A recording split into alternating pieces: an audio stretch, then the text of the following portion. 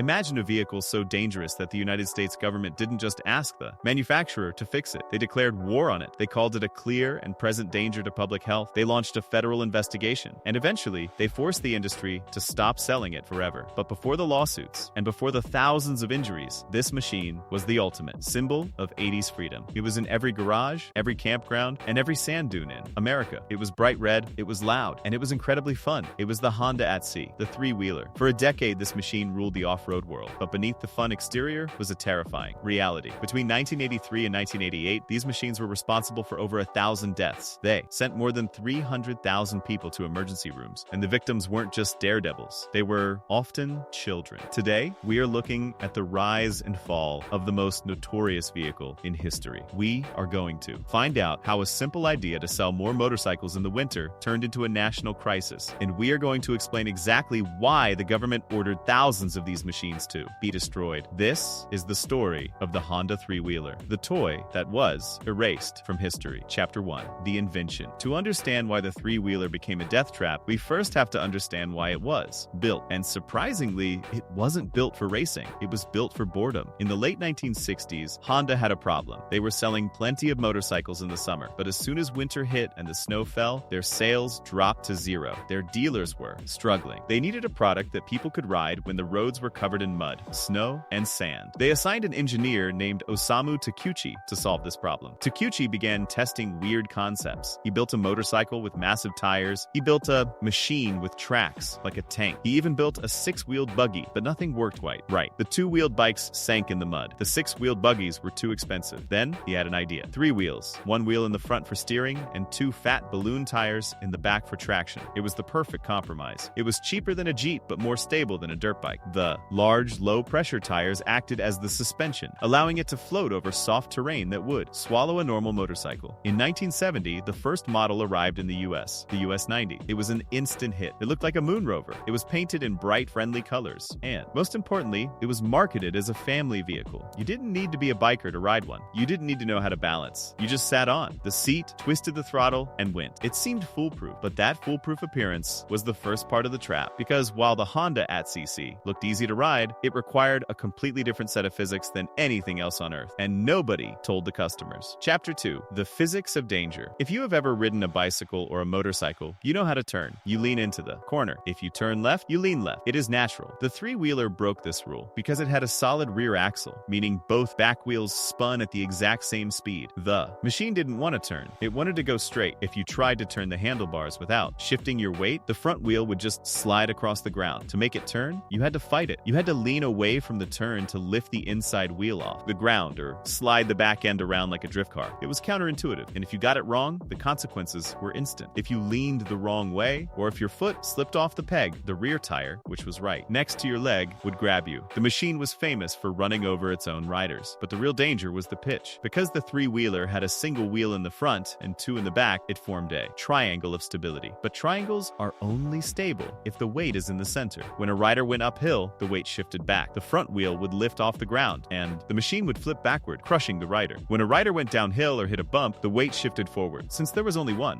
wheel to support the front, the machine would easily tip over diagonally. It was a vehicle that was unstable in almost every direction. But in the 1970s, the engines were small. The original US 90 only had 7 horsepower. It wasn't fast enough to get into too much trouble. Then came the 1980s, and the horsepower war began. Chapter 3. The Era of Excess. By the early 80s, Honda wasn't the only player in town. Yamaha, Kawasaki, and Suzuki all jumped into the market, and they started competing on power. They stopped building cute little trail bikes and started building monsters. They dropped massive 250cc two-stroke engines into these lightweight frames. These were racing engines. Suddenly, you had 3-wheelers that could hit 70 miles per hour, but the stability issues hadn't been fixed. In fact, they were worse. Now, you had teenagers and kids riding machines that could accelerate like a Porsche, but handled like a shopping cart. The suspension got better, which gave riders a false sense of confidence. They would hit jumps, drift corners, and push the limits. And when the crash happened, it was violent. This is when the statistics started to climb. In the early 80s, emergency rooms across America started noticing a pattern every weekend. They were flooded with victims of ATV accidents, spinal injuries, broken necks, crushed chests. The doctors called it an epidemic, but the manufacturers kept selling them. In fact, they marketed them aggressively to children. Commercials showed entire families riding together. They sold smaller models, specifically designed for 6-year-olds. The message was clear. clear. This is a toy. This is safe. But the numbers told a different story. By 1984, the death toll was rising by the month, and the government finally decided to look under the hood. Chapter 4, The Investigation. The Consumer Product Safety Commission, or CPSC, is the federal agency responsible for making sure products don't kill people, carry its rider to serious injury or death. That, according to the Consumer Product Safety Commission. Usually, they deal with things like flammable pajamas or sharp toys. But in 1984, their biggest target was the ATV. They launched a massive investigation. They interviewed victims. Unbelievable pain.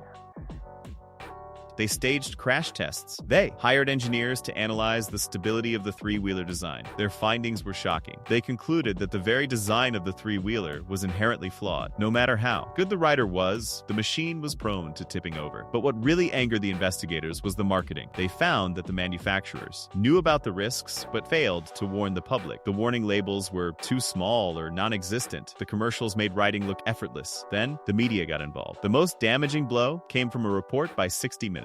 They aired a segment called Killer Three-Wheelers. They showed interviews with parents who had lost their children. They showed paralyzed teenagers in wheelchairs. They showed crash test footage of dummies being crushed by the machines. It was a PR nightmare. For the first time, the public saw the three-wheeler not as a fun toy, but as a death trap. The pressure on the manufacturers was immense. Lawsuits started piling up. Parents were suing Honda, Yamaha, and Kawasaki for millions of dollars. The government was threatening a total recall. They wanted to force the companies to buy back every single three-wheeler ever sold. It would have bankrupted the industry. So the manufacturers came to the table. They knew the game was over. They had to make a deal. Chapter 5, The Death Sentence. In 1987, the Department of Justice announced the final verdict. It was called the Consent Decree. It was a legal agreement between the U.S. government and the major ATV manufacturers. And it was the death sentence for the three-wheeler. Under the agreement, the manufacturers agreed to stop selling all new three-wheeled ATVs immediately. They also agreed to spend $100 million on safety campaigns. They had to offer free training courses to new riders. They had to stop marketing ATVs to children under the age of 16. But the most dramatic part was the buyback. While they didn't have to recall used bikes from customers, they had to buy back all the unsold inventory from dealerships. Thousands of brand new, shiny red three-wheelers were pulled from showroom floors. They were loaded onto trucks and taken away. Many of these machines were stripped for parts. The engines were saved, but the frames, the very soul of the three-wheeler, were destroyed. They were cut up and sold for scrap metal. It was an unprecedented moment in automotive history. An entire category of vehicle was wiped off the map overnight. Chapter 6, The Legacy. The ban worked. Almost immediately, the manufacturers shifted their focus to the four-wheeler, or the quad. By adding a fourth wheel, they solved the stability triangle. The quad didn't tip over when you turned. It didn't flip backward on hills as easily. It was safer, more stable, and just as capable. The three-wheeler became a relic, a ghost. For years, you couldn't even find one. They were hidden away in barns and sheds, covered in dust. But in a strange twist of irony, the ban only made them more legendary. Because you can't buy them anymore, the Honda ATC has become a collector's item. There is a cult following of riders who refuse to let them die. They restore them. They race them. They swear that if you know how to ride them properly, they are safe. They say the machine wasn't the problem. The problem was the rider. But the statistics remain. 1,000 lives lost, 300,000 injuries, a government decree that labeled them a public enemy. So, was the Honda three-wheeler a misunderstood machine, unfairly targeted by the media? Or was it truly a death trap that never should have been built? One thing is certain, we will never see a machine like it again. It was a product of a different time, a time when safety was secondary to fun, a time when you could buy a racing machine for your 10-year-old at the local hardware store. The Honda three-wheeler is gone, erased from the showroom floor. But for those who survived, the era, the memories, and the scars will last forever. Thanks for watching. If you remember riding one of these three-wheeled beasts, or if you were one of the lucky ones who survived a crash, tell us your story in the comments below. And don't forget to subscribe for more stories about the things they don't want you to remember.